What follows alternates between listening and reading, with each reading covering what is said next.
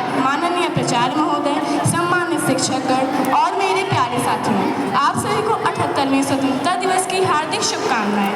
इस बार स्वतंत्रता दिवस का मूल विषय यानी कि थीम है विकसित भारत, जो भारत सरकार के उस दृष्टिकोण के अनुरूप है जिसके तहत भारत को स्वतंत्रता की शताब्दी के अवसर पर 2047 तक एक विकसित देश में परिवर्तित करना है। अतः मैं सर्वप्रथम अपने महान राष्ट्र को नमन करते हुए इसकी स्वतंत्रता के निम्न तथ्य बताने जा रही हूँ। 5 ऐसे देश हैं जो अपना इंडिपेंडेंस डे भारत के साथ 15 अगस्त को मनाते हैं। भारत के अलावा अगर हम बात करें लिechtenstein, जो कि यूरोप का बहुत छोटा लेकिन बहुत अमीर देश है। इसके अलावा नॉर्थ कोरिया, साउथ कोरिया और रिपब्लिक ऑफ कॉन्गो भी अपना इंडिपेंडेंस डे 15 अगस्त को मनाते हैं। महात्मा गांधी स्वतंत्रता दिवस के जश्न के दौरान दिल्ली में मौजूद नहीं थे, क्योंकि वो उस वक्त हंगर स्ट्राइक अगेंस्ट हिंदू मुस्लिम राइट्स के लिए बंगाल गए थे। इंडिपेंडेंस डे एक्ट 18 जुलाई 1947 को ही पास हो गया था, लेकिन फिर भी लॉर्ड माउंटबेटन ने 15 अगस्त की डेट चुनी, क्योंकि 15 अगस्त के दिन जापान ने एलाइड पावर्स के सामने वर्ल्ड वॉर 2 के समय सरेंडर किया था। भारत के राष्ट्रीय ध्वज को पिंगली वेंकैया ने डिज़ाइन किया था। भारत के राष्ट्रीय ध्वज की ऊपरी पट्टी में केसरिया रंग है, जो देश की शक्ति और साहस को दर्शाता है। बीच में स्थित सफ़ेद पट्टी धर्मचक्र के साथ शांति और सत्य का प्रतीक है। निचली हरी पट्टी उर्वरता, वृद्धि और भूमि की पवित्रता को दर्शाती है। हैदराबाद भारतीय संघ का हिस्सा बनने वाला पहला राज्य था।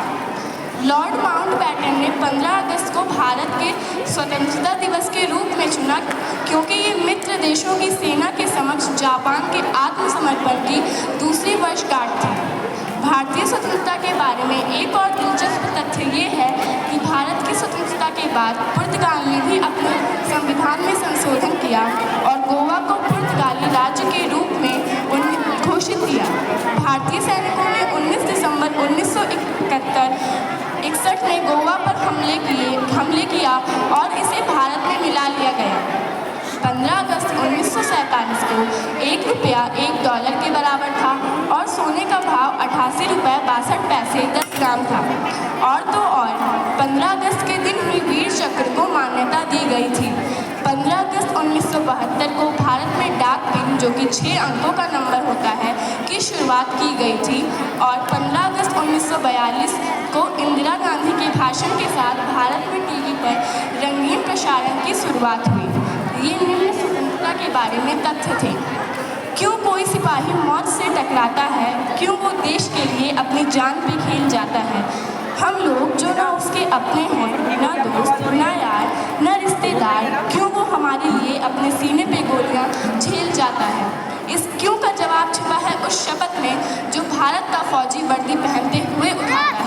हम शपथ लेते हैं कि हमें खुद से पहले देश का ध्यान रहेगा, हर धर्म ग्रंथ से बढ़कर हमारे लिए संविधान रहेगा। हम शपथ लेते हैं कि हम दुनिया में कहीं भी रहें, हमारे दिल में हिंदुस्तान रहेगा, हिंदुस्तान रहेगा। ये बात तो सबको पता है कि 52 सेकंड का राष्ट्रगान होता है, लेकिन बार बार ये सवाल उठाया कि भाई थिएटर में हमें मजबूर क्यों किया जाता है कि जब नेशनल एंथम आए तो आप खड़े हो जाओ, हमें नहीं खड़े होना। ये हमारे फंडामेंटल राइट पे कुठारा घात है। इतने बड़े बड़े शब्द बोले गए हैं इस देश में, और ये वही लोग हैं जो उसी थिएटर में समोसे की लाइन में आधे आधे घंटे तक खड़े रहते हैं। 52 सेकंड खड़े होने में तुमको है ऐतराज़ बड़े, 52 सेकंड खड़े होने में तुमको है ऐतराज़ बड़े। सियाचिन की सरहद पर कोई बर्फ़ हो गया खड़े खड़े, कोई बर्फ़ हो गया खड़े खड़े। अटल बिहारी वाजपेयी जी ने ये कहा था कि भारत कोई भूमि का टुकड़ा नहीं है, एक जीता जागता राष्ट्र पुरुष है।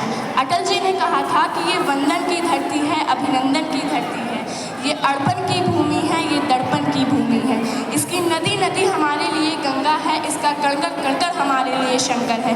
हम जिएंगे तो इस भारत के लिए और मरेंगे तो इस भारत के लिए, और मरने के बाद भी हमारी अस्थियों को कोई कान लगा के सुनेगा तो एक ही आवाज़ आएगी, भारत माता की जय हिंद, जय भारत।